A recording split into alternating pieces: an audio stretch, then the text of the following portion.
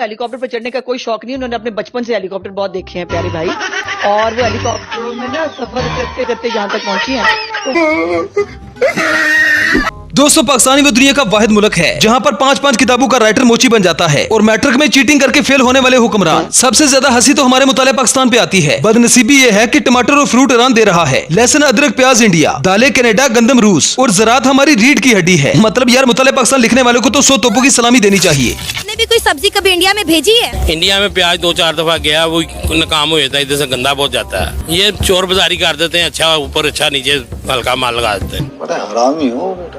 महंगाई अवाम की कमर तोड़ रही है, मुर्गी का रेट दिन ब दिन बढ़ता ही जा रहा है। समझ इस बात की नहीं आती कि शवारमा इतना सस्ता क्यों है।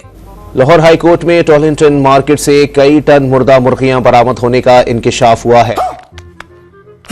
पिकअप गाड़ी के अंदर मुर्दा मुर्गियों का गोश्त लोड किया हुआ था। 1280 किलोग्राम इसका वजन है, जिसको पकड़ लिया गया है, जो कि लाहौर में बर्गर्स और शवारमास में ये मुर्दा गोश्त मुर्गियों का इस्तेमाल होना था और आवाम को खिलाया जाना था। बड़े खतरनाक लोग हैं। भारत टेस्ला का प्लांट लगाने जा रहा है और पाकिस्तान में हर तरफ सिर्फ एक ही रोला है, आखिर रोटी 4 रुपए सस्ती हो गई। मुजाहिका खेज बात तो ये है कि रोटी 4 रुपए सस्ती होने की खबर मीडिया पर चलाने में हुकूमत ने 4 करोड़ रुपए खर्च कर दिए। महंगाई से अवाम की चाहे आंतें निकल जाए, अवाम को इससे टके का भी फर्क नहीं पड़ता। अवाम तो हरीम शाह के टोटे देखने में मसरूफ है। ये भी एक तल्ख हकीकत है कि हरीम शाह की आह तो सब सुनना चाहते हैं, मगर गरीब की आह कोई भी नहीं सुनना चाहता।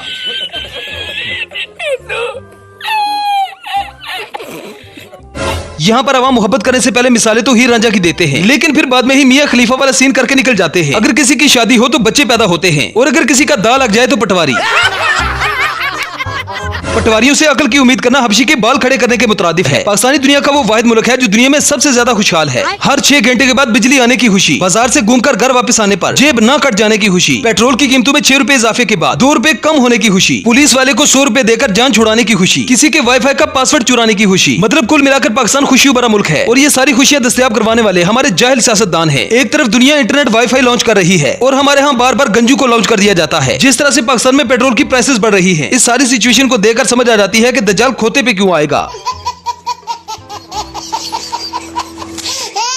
वड्डे मियाँ जी फरमाते हैं कि दुनिया की कोई भी ताकत मुझे पैसों से खरीद नहीं सकती। मेरी लाल तो डॉलर देकर टपकती है, मैं तो डॉलर के नीचे बात ही नहीं करता। इश्क और खारिश ही 2 ऐसी चीजें हैं जिनके होने से शुरू में तो बड़ा मजा आता है, लेकिन बाद में इन्हीं की वजह से इंसान की आंखें बाहर आ जाती है। ऐसे जैसे 2024 के इलेक्शन के बाद वड्डे बाबूजी की आंखें बाहर आ चुकी है। विचले जराये के मुताबिक किसी वड्डे बुजुर्ग का कहना था कि शरीफ फैमिली से मजीद हुकूमत करवाना पके हुए खुसरे को खारिज करने के बराबर है। आटा महंगा कर दिया, रोते हम लोग, भीख मांगने पे आ गए बेटा हम लोग। हम तो कहते अल्लाह हमें अपने पास बुला ले, हमें नहीं जीना ऐसा। पानी में ऐसा जहर डाल के दे दो कि हम लोग मर जाए। हम करते हैं प्रबंध, आप चिंता मत करिए। हमारे सियासतदान कहते हैं कि सियासी बुनियादों पर किसी के घर में छापा नहीं मारना चाहिए। इसकी मिसाल ऐसी है जैसे मियां खलीफा कहे कि गैर मर्दों से मिलना तो दूर, देखना भी गुनाह की बात है। एक तरफ इसराइल फलस्तीन पर बम गिराया जा रहा है, दूसरी तरफ हमारी हुकूमत ने भी फैसला किया है कि हम भी बम गिराएंगे, लेकिन बम जिस पर गिरेगा वो इसराइल नहीं बल्कि अपनी ही अवाम होगी। इसराइल फलस्तीन पे जुल्म की इंतहा कर रहा है, गैर मुस्लिम ममालिक भी इस बात की मजम्मत कर रहे हैं, लेकिन पाकिस्तानी हुकूमत अपनी ही अवाम की तरफ अपने मिसाइल सीधे करके खड़ी है। हमारी अवाम भी हुकूमत से कुछ कम नहीं, अवाम भी अपने मिसाइल सीधे करके हरीम शाह के टोटे देख रही है। इसराइल को समझ लेना चाहिए कि पाकिस्तान एक एटमी मुल्क है। अगर खुदा ना खास्ता हम एटम इस्तेमाल ना कर सके तो अपना सबसे बड़ा मिसाइल गंजू लॉन्च कर देंगे, जो कई बार पाकिस्तान को तबाह कर चुका है। ये वो मिसाइल है जो किसी भी मुल्क की मैशियत को बड़ी आसानी से तबाह कर सकता है। जो रास्ते से हुकूमत में आना हो, मुल्क की रीढ़ की हड्डी तोड़ने से लेकर लंदन की दूरी तक मार करने की सलाहियत रखता है। हमारे प्राइवेट स्कूल के मालिकान की गाड़ी और बंगले देखकर अंदाजा होता है कि वाकई में इल्म बहुत बड़ी दौलत है। मियां साहब ने पाकिस्तान की तरक्की के लिए बड़े बड़े काम कर दिए हैं, ऐसे ऐसे काम किए हैं कि तारीख उन्हें सुनहरी अल्फाज में लिखेगी। तारीख लिखेगी कि मियां साहब ने पाकिस्तान की तरक्की के लिए दर्जे झैल काम किए हैं। आई जाओ, खाई जाओ, लाई जाओ, नाई जाओ ते जाई जाओ, मतलब यसु पंजू हार कबूतर डोली। ये सब क्या देखना पड़ रहा है? अच्छा है मैं अंधा हूँ। तारीख लिखेगी कि एक गंजा टीपू सुल्तान था जिसका चोरी चिकारी और भागने में वसी तजुर्बा था। बेईमानी करके भी चौथी बार वजीर आजम तो न बन सका, लेकिन तंदूर पर रोटियों की कीमत कम करवाने में कामयाब हो गए। रोटी खरीदी है किसी ने? रोटी 16 रुपए की होगी, 16 से ज्यादा पैसे नहीं देने, ठीक है?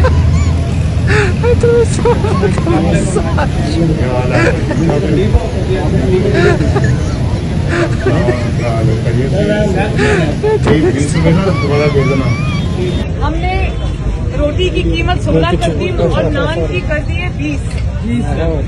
नोटिफिकेशन आ गए हैं, 16 से ज्यादा पैसे नहीं देंगे। रोटी तो देख लो एक ਵੇਖਦੇ ਵੇ ਤੁਸੀਂ ਸਾਰੇ ਭਰਾ ਆ ਗੰਨ ਦੀ ਰੋਟੀ ਆ ਪੂਰੀ ਆ ਲੋ ਜੀ ਇਹ ਇੱਕ ਮੁਰਗੀ ਆ ਆ ਚਣੇ ਨੇ ਨਾਲੇ ਪੂਰਾ ਅੰਡਾ ਵੀ ਲਾਉਣ ਲੱਗੇ ਉੱਤੇ ਇੱਕ ਅੰਡਾ ਰੱਖਿਆ ਆ ਭਈ ਰੋਟੀ ਹੈ ਬਾਜੀ अब बोल हाँ जी कितने का नाम है पाए 5 रुपए का सारा नाम कितने का 5 रुपए का यार क्यों लाया यार ये वैसे ला के गए हुए हैं ये वैसे ला के ये सरकारी नोटिस नहीं करा पता नहीं इसका सरकारी है कि रोटी कितने की पाए रोटी 20 रुपए की 16 रुपए की नहीं की तुसी क्यों रोटी नहीं की थी तो फिर क्यों लाया जिन लाओ ना तू ला देना सारा हाँ जी मियां साहब कल तक कहते थे कि मैं फैसलाबाद में मोटरवे बनवाऊंगा, मानसेहरा का नक्शा ही बदल दूंगा, हो सका तो पाकिस्तान से लंदन तक सड़क बनवा दूंगा। 2024 के इलेक्शन के बाद अवाम ने एक अजीब मंजर देखा कि ये सारे दावे करने वाला बाबा तंदूर पर रोटियां बना रहा था। कौन है ये लोग, कहां से आते हैं?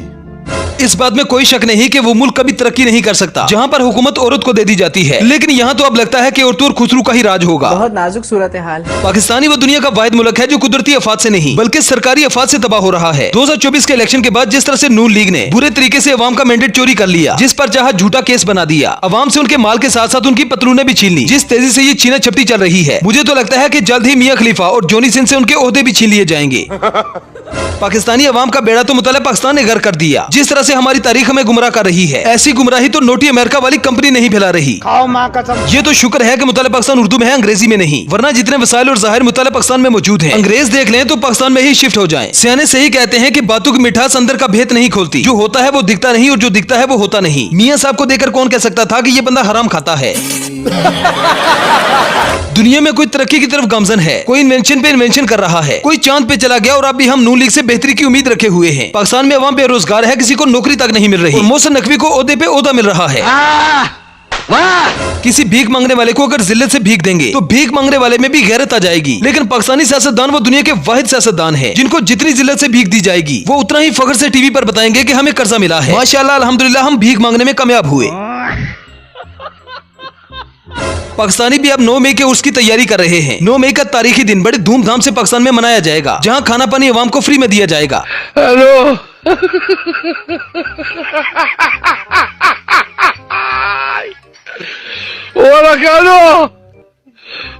पाकिस्तान में इस वक्त हालात ऐसे हैं कि हुकूमत अवाम को जीने नहीं दे रही और शेर अफजल मरवत असेंबली में मुखालिफिन की शलवारें उतार रहा है। एहतजाज हो रहा है तो ये बाजे जो हैं ये शेर अफजल मरवत साहब मार रहे हैं और इकबाल खान है, मैंने ये शेर अफजल मरवत साहब का अनोखा अंदाज है, सबसे पीछे हैं और मिनट बाद जो है अपने जो पॉकेट से सीटी निकालते हैं और वो जो है उनका विसल की जाती है। इनके साथ इकबाल खान साहब जो है उनके पास बाजा है तो उनको भी हम देखने की कोशिश करते हैं, लेकिन ये हमने जो है ढूंढा है कि बाजे कौन मार रहा है, कौन सा रुकने कौमी असम्बली है जो विस्लिंग कर रहा है और बाजे मार। वेल तो दोस्तों ये थी हमारी आज की वीडियो, आई होप आपको पसंद आई होगी। अगर वीडियो पसंद आए तो वीडियो को लाइक कीजिए, शेयर कीजिए और चैनल को सब्सक्राइब करना ना भूलें। तो मिलते हैं नेक्स्ट वीडियो में, गुड बाय।